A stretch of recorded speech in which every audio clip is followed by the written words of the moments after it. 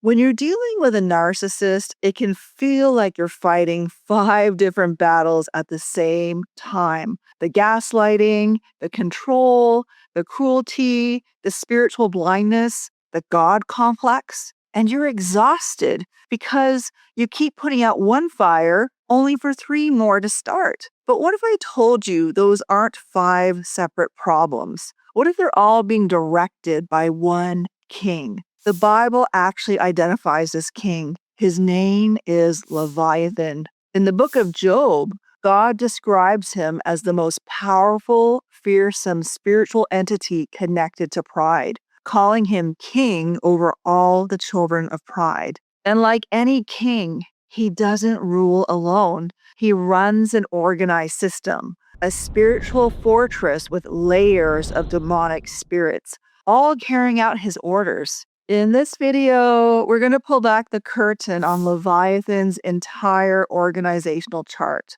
I'm going to show you exactly how Leviathan's primary traits empower each specific layer of the whole demonic infrastructure of narcissism. We're going to see how he directs the spirits of rejection, control, jealousy, and blindness to maintain his grip on every single part of the narcissist's life and yours. And if you watched my video on the demonic infrastructure of narcissism, you've already seen the 5 layers of that fortress. And in my last video, I introduced you to Leviathan and laid the biblical foundation for who he is. Today, we're bringing those 2 teachings together.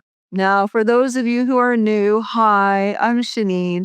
Welcome to Toxicity is Not Your Destiny, where I put out weekly videos on how to navigate toxic relationships in your life from a biblical, practical, and spiritual perspective. So if you've watched several of my videos already and you'd like to continue receiving regular content from me, hit the subscribe button and don't forget to hit the notification bell so you can be notified when I upload my next video. Now let's get into the topic. Before we dive in, if you haven't watched the demonic infrastructure video or the first Leviathan video, I highly recommend that you pause and watch those first because they will give you the context you need for today's video. Second, because we're going to be mapping out a complex spiritual system today, I want you to have the visual right in front of you. It's a 1-pager, and it's a free resource I created called the 5-Layer Fortress, a visual guide to understanding narcissistic strongholds. So go ahead and download it right now at the link in the description box below so that you can follow along visually as we go through each layer in this video. Before we map out the fortress, we need to understand the nature of the battle we are actually fighting. There's a fascinating and tragic reality about narcissistic personality disorder. It is the only disorder in the world where the person who has it almost never goes in for treatment. It is the people affected by the narcissist, the spouses, the children, the family members, the employees, who end up going for counseling, trying to heal from the devastation. Why is that? Because the narcissist is completely blinded to their own condition. And that level of blindness is not just psychological, it is spiritual. The Apostle Paul explains exactly what we're dealing with in Ephesians 6, verse 12. For we do not wrestle against flesh and blood, but against principalities, against powers, against the rulers of the darkness of this age, against spiritual forces of wickedness in the heavenly places. Notice that Paul doesn't just say we wrestle against demons. He lists a specific hierarchy. He describes levels of demonic entities. Whether Paul is describing a strict military chain of command or overlapping categories of spiritual authority, the point is clear. We are dealing with organized, intelligent evil. And when you're dealing with a narcissist, you're not wrestling against flesh and blood. You're not just fighting a difficult personality. You are fighting an organized spiritual hierarchy. And the Bible identifies the spirit at the very top of this hierarchy. In the book of Job, chapter 41, God himself describes a fearsome, untamable spiritual entity called Leviathan. And in verse 34, he reveals its rank. He beholds every high thing. He is king over all the children of pride. Leviathan is not just a spirit of pride. He is the king over all the children of pride. He operates at the level of a principality, a ruling authority, whose nature, strategy, and pride are the operating system for the entire infrastructure. But I want to be very clear about something before we go any further. A person does not get to the level of being influenced by a Leviathan overnight. This is someone who has become deeply entrenched in their narcissism over years and decades. This is someone who has faced millions of micro moments where they could have chosen humility, where they could have chosen to go the right way, but they chose the way of pride and lying and deception over and over again. They chose it until it became entrenched in their very being, progressively empowering the darkness and opening the door to more and more demons. Now, let's see how the king runs his kingdom. Leviathan's influence starts right at the beginning in layer 1. When that initial wound of rejection happens, the child faces a choice: humility or pride. Will they admit their pain and need for God? Or will they build a false self to protect their wound? The Bible tells us that pride goes before destruction and a haughty spirit before a fall. Pride is the doorway. The moment they choose pride over humility, they are planting a flag for Leviathan's kingdom. The spirit of pride that enters at that stage is an emissary of the king, laying the foundation for his entire government. You know what this looks like? It's the moment someone is caught in a mistake, and instead of just saying, "I'm sorry, I was wrong," they instantly deflect, blame, and rewrite the narrative to protect their image. But here's the good news. Once you understand that their pride is a spiritual defense mechanism, you can stop taking it personally. It's not about you. You can stop trying to fix a wound that only God can heal. As the fortress grows, Leviathan provides the core strategy for layer number 2, control and deception. The Bible reveals 2 names for Leviathan. In that day, the Lord with his severe sword, great and strong, shall punish Leviathan, the fleeing serpent. Leviathan, that twisted serpent. Let's talk about the fleeing serpent first. In the original Hebrew, the root word here used doesn't just mean to run away, it means to bolt. And it carries a fascinating double meaning. It means to bolt away like a sudden escape, but it also means to bolt a door shut, like a heavy crossbar locking a gate. When you understand that, the narcissist behavior in layer 2 suddenly makes perfect sense. The bolting serpent does 2 things to you simultaneously. First, it bolts away. The moment you bring the evidence, the moment you try to hold them accountable, they bolt. They stonewall. They give you the silent treatment. They leave the room or hang up the phone.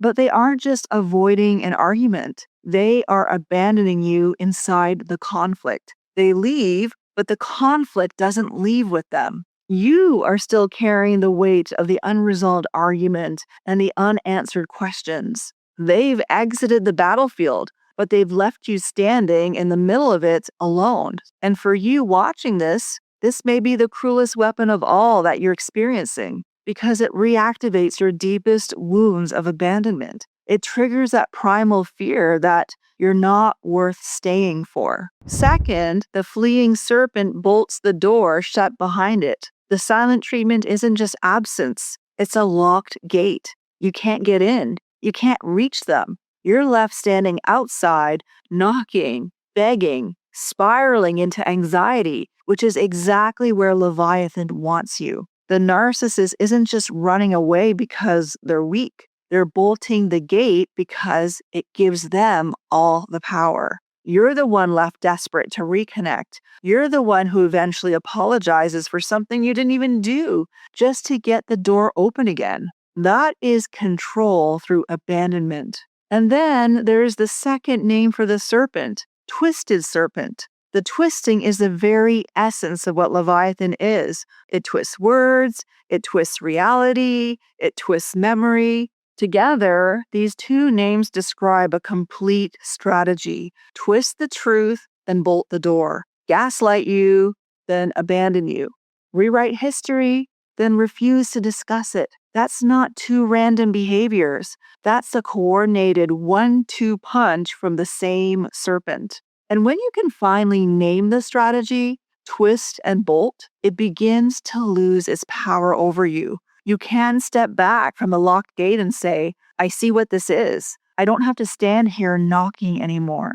This brings us to layer 3, the layer of relational warfare. This is where the narcissist weaponizes relationships using triangulation, jealousy, turning people against each other, and deploying flying monkeys. Maybe you've been there. To understand Leviathan's role here, we have to look at Job 41, verse 4. And God asks this question about Leviathan. Will he make a covenant with you? Will you take him as a servant forever?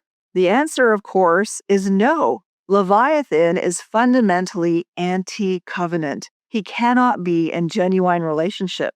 Covenant, by definition, means I will stay. It means I will be present even when it's hard, even when we disagree, even when it's painful. Because Leviathan is anti-covenant, what you're seeing in layer 3 is Leviathan's anti-covenant nature playing out through the narcissist relationships. Every relationship becomes transactional, not covenantal. People are tools, not partners. The spirits of jealousy and envy in layer 3 are expressions of the Leviathan's nature because pride cannot celebrate anyone else's success. Pride cannot share the throne, and pride views every relationship as a competition to be won. There's also a connection to the twisted serpent here. In layer 3, it's not just words that get twisted, it's relationships. The narcissist twists the truth about you to other people. They turn your own support system against you.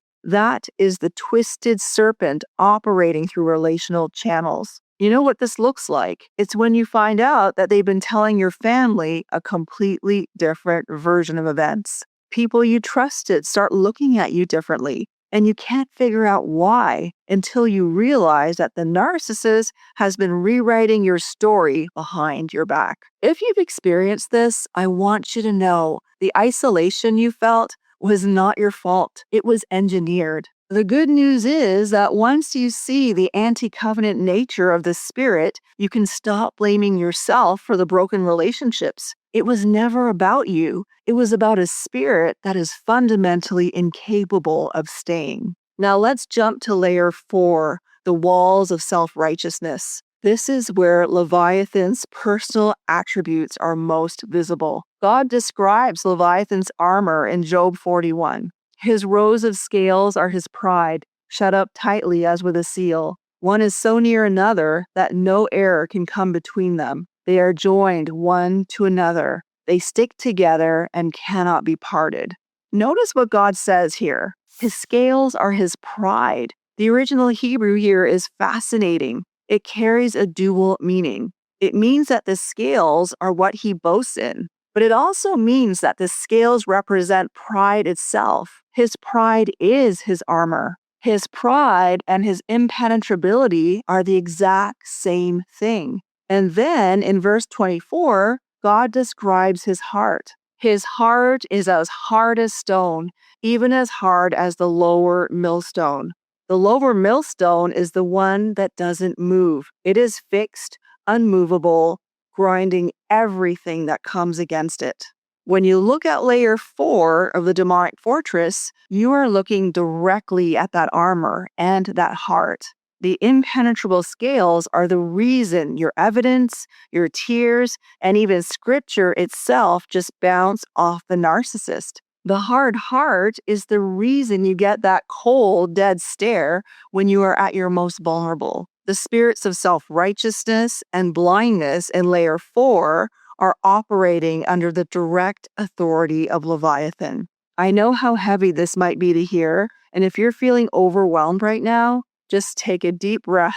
Acknowledging the reality of this hard heart is painful, but it is also your key to freedom. Because once you realize that you're dealing with a stone, you can finally stop bleeding yourself dry trying to squeeze water from it. Finally, we come to the throne room. Layer 5 is where the narcissist fully deifies themselves, and it is a place where Leviathan sits as king. What does this look like in real life? It looks like someone who believes they are the final authority on every decision. Their opinion is the only one that matters. They rewrite history and expect you to accept their version as gospel. When the narcissist declares, I am the authority, I am the standard, I am God in my own life, they are inviting the king of pride, Leviathan, to sit on the throne of their heart. And this is why the anti-covenant nature we saw in layer 3 becomes absolute in layer 5. When someone sits on the throne of their own life as God, they cannot enter into covenant with anyone else because a God does not make covenants with subjects. A God only demands worship.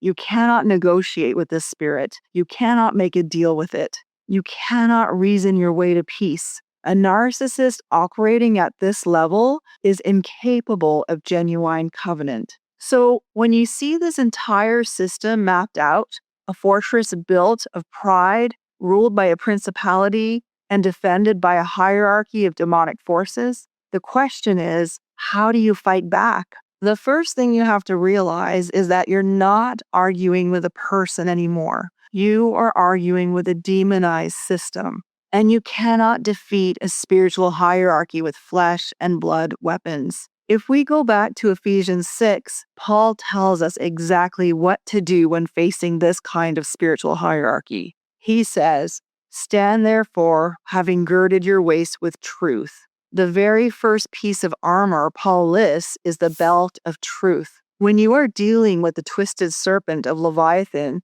your greatest weapon is not a better argument. It is the truth.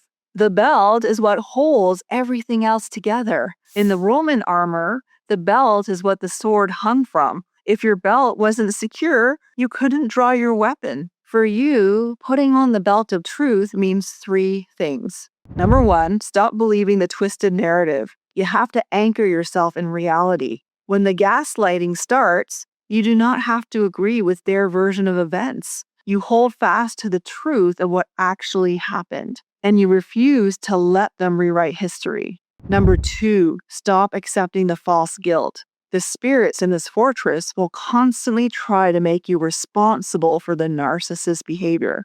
The truth is, you're only responsible for your own actions. You must reject the false guilt they try to place on you. Number 3, anchor your identity in Christ. Leviathan wants to define who you are. He wants to tell you that you're worthless or crazy or unlovable. The belt of truth means that you reject the King of Pride's definition of you and accept only what the King of Kings says about you. Your victory over the system begins when you recognize the hierarchy that you're fighting and when you secure yourself in the truth. And remember what Psalm 74:14 says, you broke the heads of Leviathan in pieces. God has the ultimate victory over the spirit.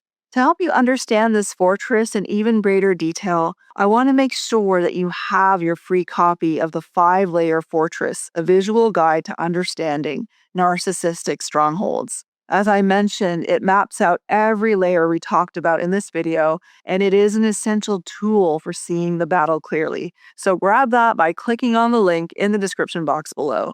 So this brings me to the end of my video. If you found this video helpful, hit the subscribe button and join the community. Thank you so much for watching, and I will see you in the next video.